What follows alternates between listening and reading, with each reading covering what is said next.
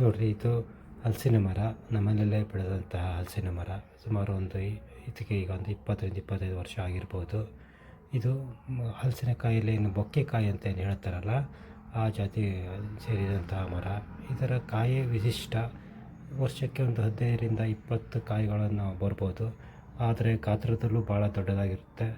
ಅದರ ಸೊಳೆಗಳು ಕೂಡ ಭಾಳ ಅತ್ಯುತ್ತಮ ಪೌಷ್ಟಿಕಾಂಶದಿಂದ ಕೂಡಿರುತ್ತದೆ. ಮತ್ತು ಇದು ಹೆಚ್ಚಾಗಿ ಚಿಪ್ಸಿಗೂ ಬಳಸ್ಬೋದು, ಮತ್ತು ಇದರ ಹಣ್ಣು ಕೂಡ ಅತ್ಯುತ್ತಮವಾಗಿರ್ತದೆ.